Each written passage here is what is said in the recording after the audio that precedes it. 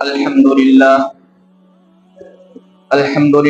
وکفى وسلام على عباده الذين اصطفى اما بعد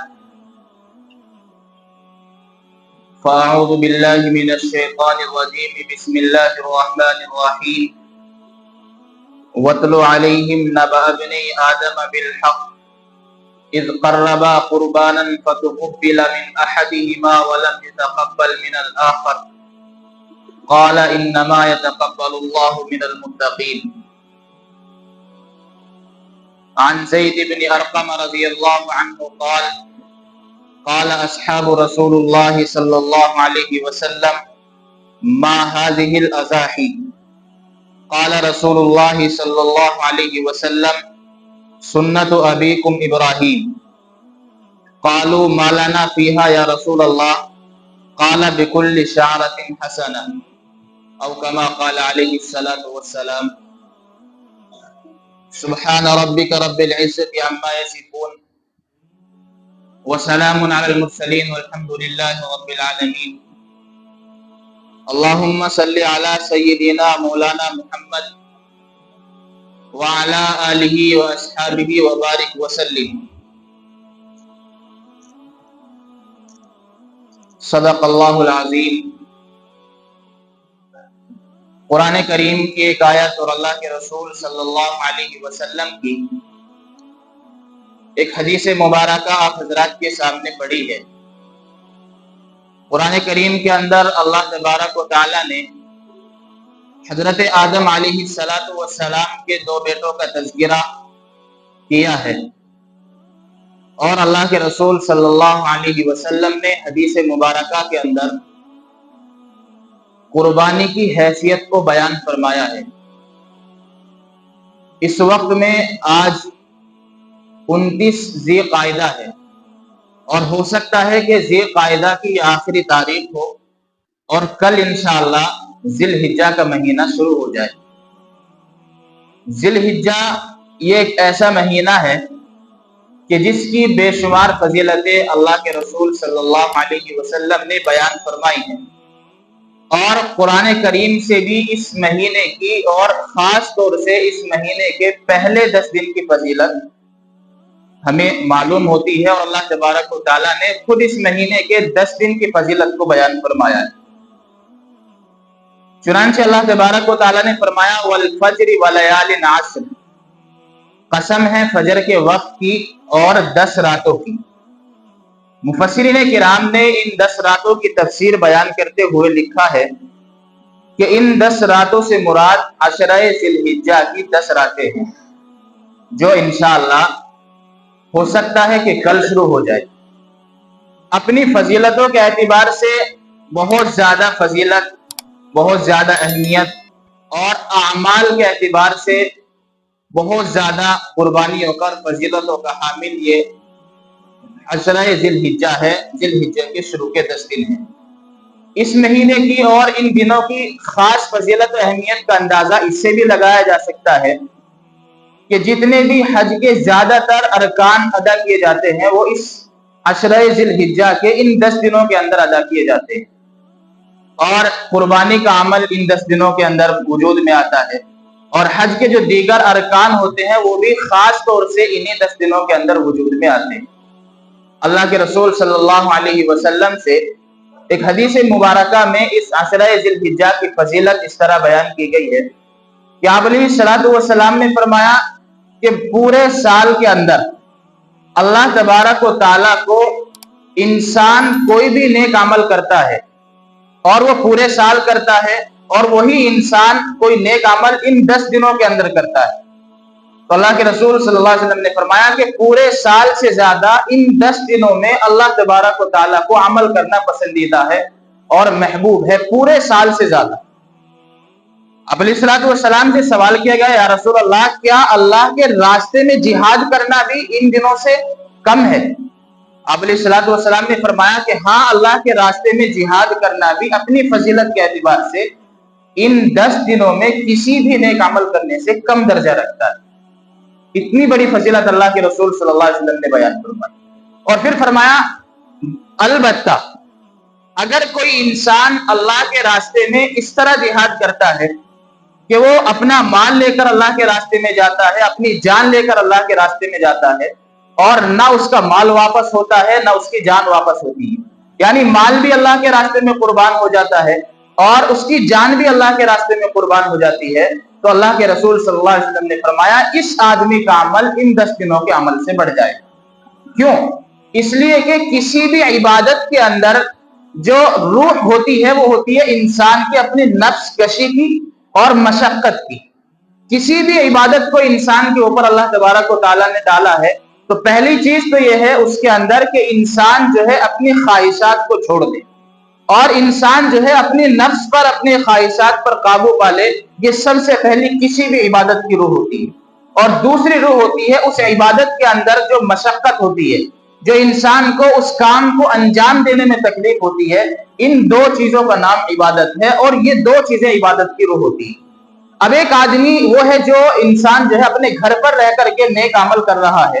اور ایک آدمی وہ ہے جو اپنا مال بھی اللہ کے راستے میں قربان کر رہا ہے، اپنی جان بھی اللہ کے راستے میں قربان کر رہا ہے. نہ جان اس کے پاس ہے نہ مال اس کے پاس ہے، دونوں چیزیں اللہ کے راستے میں قربان ہیں. تو ظاہر ہے اس سے زیادہ نفس کشی اور اس سے زیادہ مشقت نہیں ہو سکتی. اس لیے اللہ کے رسول صلی اللہ علیہ وسلم نے فرمایا کہ اگر آدمی اس طرح جہاد کرتا ہے کہ اس کی جان بھی اللہ کے راستے میں قربان ہو جاتی ہے، اس کا مال بھی اللہ کے راستے میں قربان ہو جاتا ہے، تو یہ اس انسان کا یہ جہاد کرنا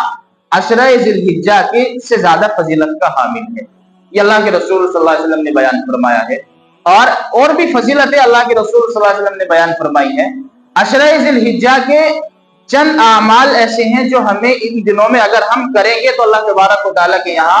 بے شمار فضیلتیں اور بے شمار درجات ہم لوگ حاصل کر سکتے ہیں. چنانچہ اس میں پہلا عمل آتا ہے روزے رکھنا. جب عشرہ ذی الحجہ اللہ کے رسول صلی اللہ علیہ وسلم کے بارے میں آتا ہے، حضرت عائشہ رضی اللہ عنہ بیان فرماتی ہیں کہ آپ علیہ الصلوۃ والسلام جتنے رمضان کے بعد اہتمام کے ساتھ ان عشرہ ذی الحجہ کے روزے رکھتے تھے، اتنا کسی اور سال کے کسی اور دنوں میں اللہ کے رسول صلی اللہ علیہ وسلم روزے نہیں رکھتے تھے. یہ آپ علیہ الصلوۃ والسلام کا خاص طور سے ان دنوں کے روزے رکھنے کا اہتمام کرنا یہ عشرہ ذی الحجہ کی فضیلت کو اور زیادہ اجاگر کر دیتا ہے. اور جب انسان عشرہ ذی الحجہ کے ایک دن کا روزہ رکھتا ہے، ایک دن کا روزہ رکھتا ہے، تو اللہ کے رسول صلی اللہ علیہ وسلم نے بیان فرمایا کہ ایک روزہ رکھنے کے اوپر جو اس کو ثواب ملتا ہے وہ پورے سال روزہ رکھنے کے برابر ثواب ملتا ہے. یعنی یہ جو 10 دن انشاءاللہ کل سے شروع ہونے والے ہیں، اگر کوئی انسان ایک دن کا روزہ رکھے تو ایک دن کا روزہ رکھنے پر اس کو ایک سال کا ثواب ملتا ہے. اب ملٹی پلائی اگر ہم کرتے ہیں تو 9 روزے رکھنے ہیں، اس لیے کہ 10 ذی الحجہ کو تو بقرعید ہوتی ہے، اس میں روزہ رکھنے سے منع کیا گیا. تو 9 روزے رکھنے ہیں. 9 روزے اگر ہم رکھیں گے تو ایک روزے پر ایک سال کا ثواب. معلوم ہوا کہ 9 روزے رکھنے پر 9 سال کا ثواب اللہ تبارک و تعالیٰ کی طرف سے ہمیں دیا جاتا ہے. کس قدر فضیلت کی بات ہے اور کتنی بڑی فضیلت اللہ کے رسول صلی اللہ علیہ وسلم نے بیان فرمائی. تو جتنا ہو سکے اس عشرہ ذی الحجہ کے اندر چاہے 2 روزے رکھنے کی توفیق ملے، 3 روزے رکھنے کی توفیق ملے، اور اگر یہ بھی نہیں کر سکتے تو کم از کم 9ویں تاریخ کا روزہ تو ہم لوگوں کے لیے رکھنا ضروری ہے. اس لیے کہ اللہ کے رسول صلی اللہ علیہ وسلم نے اس 9ویں ذی الحجہ کے روزے کی اور زیادہ فضیلت بیان فرمایا کہ اگر انسان ان دنوں کا روزہ رکھتا ہے تو ایک روزے کا ثواب ایک سال، اگر 9ویں ذی الحجہ کا روزہ رکھتا ہے تو 2 سال کے برابر ثواب ملتا ہے. 2 سال کے برابر ثواب ملتا ہے. یعنی معلوم یہ ہوا کہ اگر کوئی انسان 9 دن کے روزے رکھتا ہے تو اس کو 10 سال کا ثواب ملتا ہے. 10 اس لیے کہ 9ویں ذی الحجہ کا جو ثواب ہے وہ اللہ کے رسول صلی اللہ علیہ وسلم نے 2 سال بتلایا ہے. تو معلوم یہ ہوا کہ اگر کوئی انسان ان دنوں میں روزہ رکھتا ہے تو ایک روزے کے برابر بدلے میں 1 سال کا ثواب. اور اتنی بڑی فضیلت میرے بھائیوں اور بتائیے ہمیں کہاں سے حاصل ہو سکتی ہے. اور اس کے علاوہ دن کے روزے رکھنا اور رات میں اللہ تبارک و تعالیٰ کی عبادت کرنا. مطلب کیا ہے؟ رات میں اپنے فرائض کے بعد میں کچھ نہ کچھ رکعتیں نفل نمازیں پڑھنا، جس کو ہم لوگ اور شریعت اسلامیہ نے نام دیا ہے تہجد کا. کچھ نہیں کر سکتے، زیادہ نہیں کر سکتے. عشاء کی نماز کے بعد جب مکمل طور پر نماز سے فارغ ہو جائے تو انسان اپنے دل کے اندر یہ نیت کر کے کہ میں تہجد پڑھ رہا ہوں اور عشاء کی نماز کے متصلاً بھی اگر کوئی انسان 4 رکعت نفل نماز اس نیت سے پڑھ لیتا ہے کہ میں تہجد پڑھ رہا ہوں، تو اللہ تبارک و تعالیٰ اس انسان کو تہجد کا ثواب عنایت فرما دیتے ہیں۔ اس لیے کہ عشاء کی نماز کے بعد اور فجر کی نماز سے پہلے جو بھی نفل نمازیں پڑھی جائیں گی وہ ساری کی ساری تہجد کے اندر شامل ہوں گی۔ اب اس کے فضیلت اس طرح بیان کی ہے، فضیلت کا اندازہ لگائیں۔ اگر کوئی انسان عشرہ ذی الحجہ کی راتوں میں سے ایک رات میں عبادت کرتا ہے تو اس کا ثواب ایسا ہے گویا اس انسان نے شب قدر کی رات میں عبادت کی۔ شب قدر کی عبادت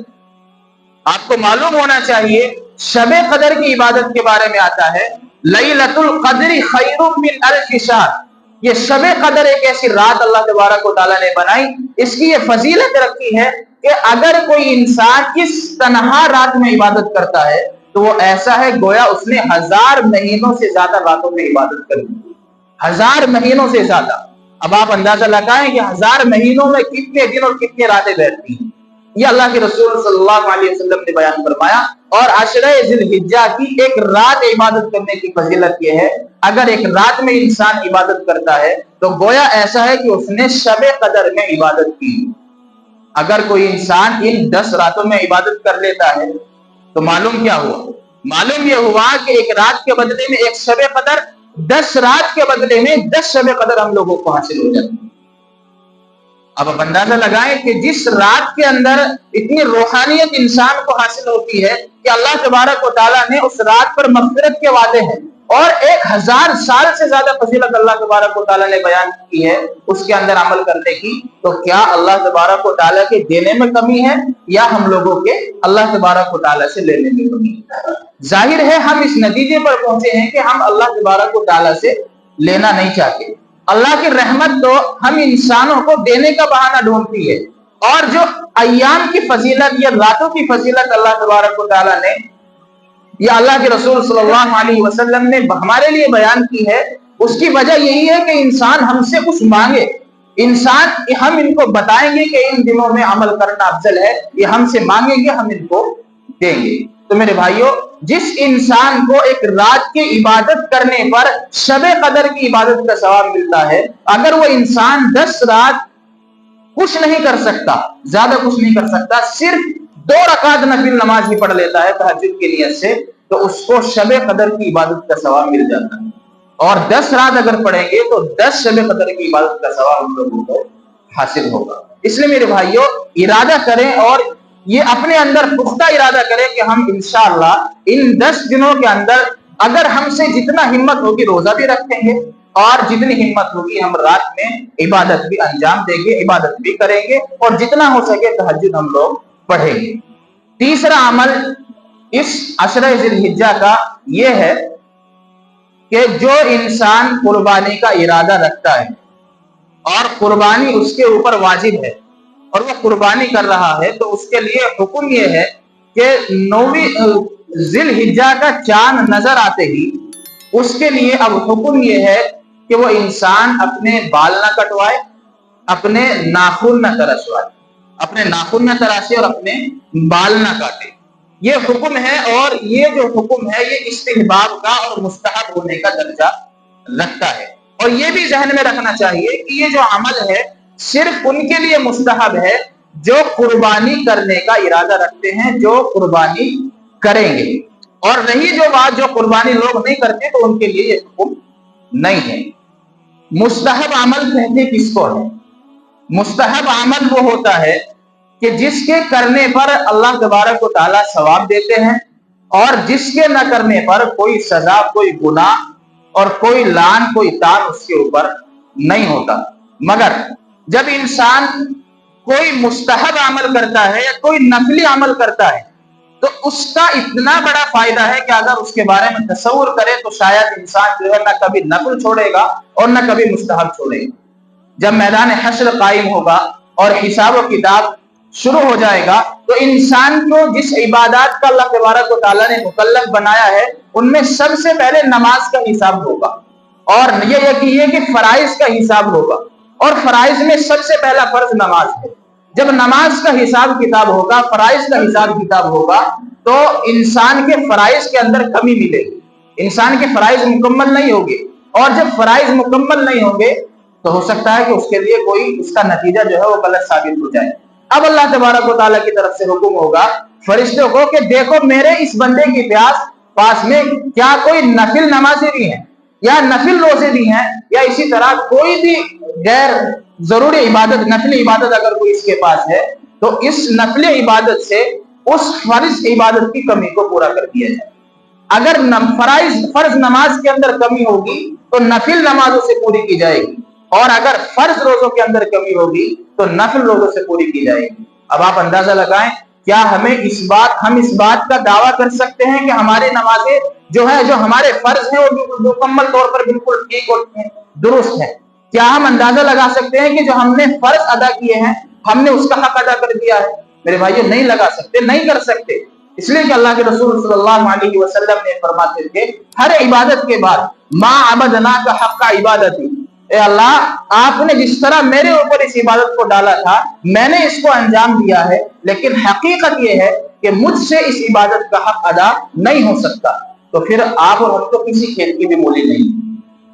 جب اللہ کے رسول صلی اللہ علیہ وسلم نے اپنی زبان سے، اپنے عمل سے یہ بتا دیا کہ کوئی بھی عبادت انسان اگر کرتا ہے تو وہ اللہ کی شان کے مطابق نہیں کر سکتا، ما عبدنا کا حق عبادت، جیسا عبادت کرنے کا حق تھا مجھ سے ایسی عبادت نہ ہو سکی۔ تو میرے بھائیو جب اللہ کے رسول صلی اللہ علیہ وسلم نے یہ بتا دیا تو پھر ہم ظاہر ہے اس عمل کے اس درجے تک نہیں پہنچ سکتے۔ تو ہمارے جو فرائض ہیں وہ ہم یہ دعویٰ نہیں کر سکتے کہ بالکل ٹھیک ہے، جو ان کے اندر کوئی کمی نہیں ہے۔ ہمیں پتا ہے کہ ہمارے فرائض کے اندر کمی ہے، ان فرائض کی کمی کو پورا کرنے کے لیے اللہ تبارک و تعالیٰ ہمیں بار بار یہ موقع دیتے ہیں ان ایام کی اور دنوں کی فضیلت اور راتوں کی فضیلت بیان کر کے، تاکہ انسان کے جو فرائض کے اندر کمی ہے ان فرائض کے اندر کی کمی کو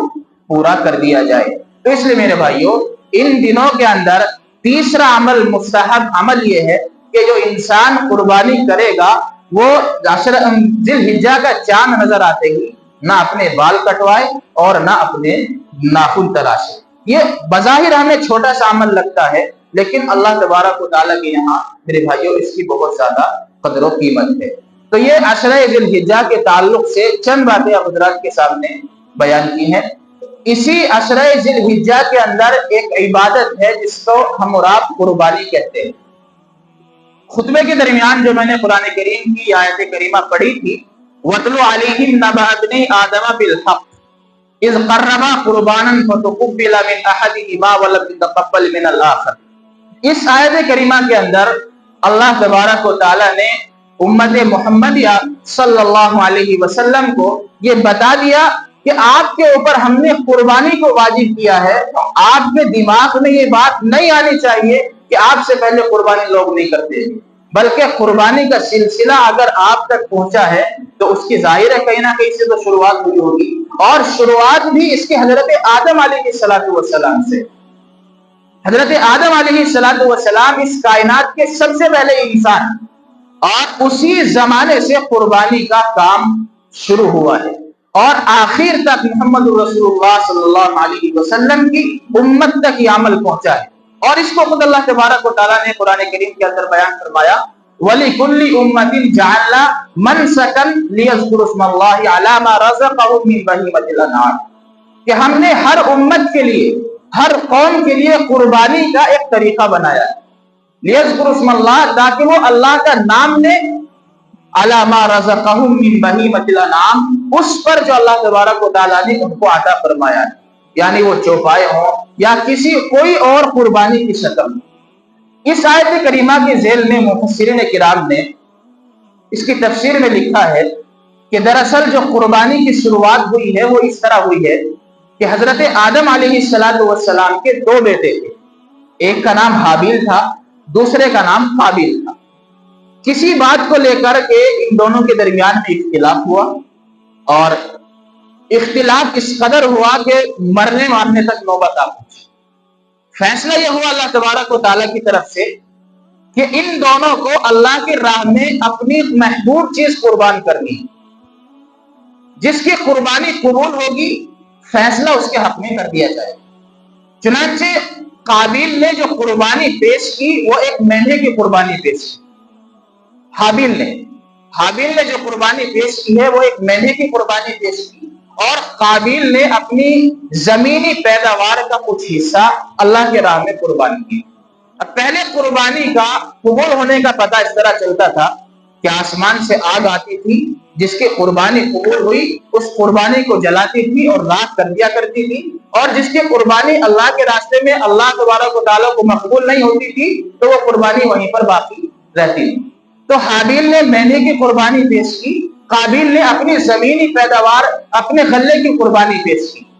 اور اللہ تبارک و تعالیٰ کی طرف سے ایک آگ آئی اور حابیل کی قربانی کو جلا کر کے راکھ کر دیا، جو حابیل نے مینڈے کی قربانی دی تھی۔ مینڈے کی قربانی حابیل نے دی ہے، وہاں سے یہ عمل اللہ تبارک و تعالیٰ نے قربانی کا شروع کیا ہے، اور محمد محمدیہ صلی اللہ علیہ وسلم تک یہ عمل پہنچا ہے۔ اب اس میں قابل غور بات یہ ہے، اس آیت کریمہ کے اندر بتایا اذ قربا قربانا فتقبل من احدهما ولم يتقبل من الاخر، کہ دونوں بھائیوں نے قربانی کی پیش کی، فتقبل من احدهما ایک کی طرف سے قبول کر لیا گیا، ولم يتقبل من الاخر اور دوسرے بھائی کی قربانی کو قبول نہیں کیا گیا۔ قال انما يتقبل الله من المتقين، ایسا کیوں ہوا کہ ایک کی قربانی کو قبول کر لیا، ایک کی قربانی کو قبول نہیں کیا؟ اس لیے کہ اگر ہم دیکھیں تو دونوں بیٹے حضرت آدم علیہ السلام کے بیٹے ہیں، پیغمبر کے بیٹے ہیں، اور دونوں نے قربانی پیش کی ہے، تو دونوں کی قربانی میں سے ایک کو قبول کرنا اور ایک کو قبول نہ کرنا یہ چیز سمجھ میں نہیں آتی۔ اس کی وجہ، اس کے پیچھے کا پس منظر کیا ہے؟ اللہ تبارک و تعالیٰ نے خود بیان فرمایا قال انما يتقبل الله من المتقين، کہ اللہ تبارک و تعالیٰ متقی انسان کے، متقی آدمی کے عمل کو قبول کرتا ہے۔ متقی کا مطلب کیا ہے؟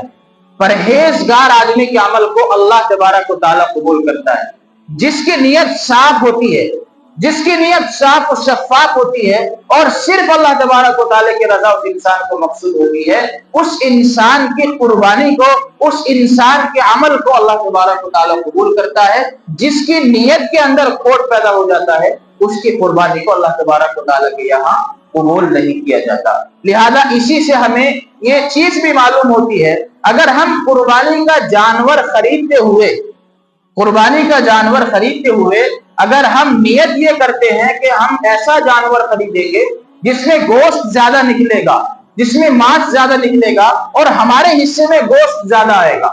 اگر کوئی انسان اس طرح نیت کر کے قربانی کا جانور خریدتا ہے تو ایسی قربانی کا اس کو کوئی فائدہ ہونے والا نہیں ہے، اس لیے کہ اس کی جو نیت ہے وہ زیادہ گوشت حاصل کرنے کی نیت ہے، اور قربانی کے اندر مقصود گوشت کھانا نہیں ہے، بلکہ قربانی کے اندر مقصود یہ ہے کہ اللہ تبارک و تعالیٰ نے حکم دیا ہے، اللہ کے حکم کی وجہ سے جانور کو قربان کرنا۔ ظاہر ہے گوشت تو انسان جو ہے وہ عام دنوں میں بھی کھاتا ہے، یہ سال کے 12 مہینوں میں کھاتا ہے، لیکن اس خاص دن کے اندر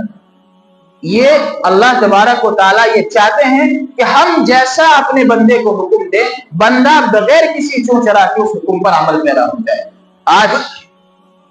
دیکھنے میں آتا ہے کہ ہمارے جو معاشرے کی جو نیت ہوتی ہے جب ہم جانور خریدتے ہیں تو نیت یہ ہوتی ہے کہ اچھا سے اچھا جانور خریدے جس میں گوشت زیادہ نکلے۔ حالانکہ میرے بھائیو، اگر ہمیں اچھا جانور خریدنا ہے تو اس کے پیچھے بھی ایک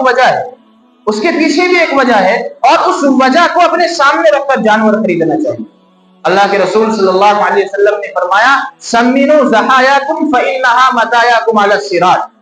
کہ تم اپنے قربانی کے جانوروں کو خوب موٹا تازہ کر دو، ان کو کھلا کر کے۔ فإنہا متاعکم، کیوں؟ اس لیے نہیں کہ اس میں گوشت زیادہ نکلے گا، اس لیے اللہ کے رسول صلی اللہ علیہ وسلم نے فرمایا فإنہا متاعکم علی الصراط، کل جب تمہارا پل صراط کے راستے سے گزر ہوگا تو یہی جانور جن کو تم نے اللہ کے راستے میں قربانی کے نام سے ذبح کیا ہے، یہی جانور کل پل صراط کے راستے پر تمہاری سواری بن کر کے سامنے آئے۔ اس لیے فرمایا کہ موٹے سے موٹا جانور خریدا جائے۔ طاقتور سے طاقتور جانور خریدا جائے، اس لیے نہیں کہ گوشت زیادہ نکلے گا، بلکہ اس لیے جانور اچھے خریدے جائے کہ کل ہمارے لیے پرصراط کا راستہ ہمیں ان کے اوپر سوار ہو کر کے گزرنا ہے۔ اگر مضبوط جانور ہوگا تو سواری کے اچھا کام آئے گا، اگر مضبوط جانور نہیں ہوگا تو وہ سواری کے اچھا کام نہیں آئے گا۔ ایسا ہوتا ہے، دنیا کے اندر ہوتا ہے، اگر کمزور جانور ہوتا ہے اس کے اوپر تھوڑا سا بوجھ ڈال دیا جائے تو گر جاتا ہے، مضبوط ہوتا ہے تو بہت سارا وزن اٹھا لیتا ہے۔ تو اس لیے میرے بھائیوں، قربانی کی جو اصل روح ہے وہ عبادت کی ہے، اور عبادت کا تعلق انسان کی نیت سے ہے۔ نیت اگر خالص اللہ کے لیے ہے تو قربانی مقبول ہے، نیت اگر خالص اللہ کے لیے نہیں ہے، گوشت کھانے کی نیت ہے تو قربانی مقبول نہیں ہے۔ تو بات یہ سمجھ میں آئی کہ قربانی کوئی ہماری امت سے شروع نہیں ہوئی ہے، امت محمدیہ سے شروع نہیں، بلکہ حضرت آدم علیہ السلام سے شروع ہوئی ہے۔ یہ چند باتیں آپ حضرات کے سامنے بیان کی ہے۔ قربانی کی حقیقت، قربانی کی فضیلت کیا ہے، اس کے چند احکام و مسائل انشاءاللہ اگلے دنوں کے اندر بیان کیا جائے گا۔ اللہ تعالیٰ عمل کی توفیق عطا فرمائے۔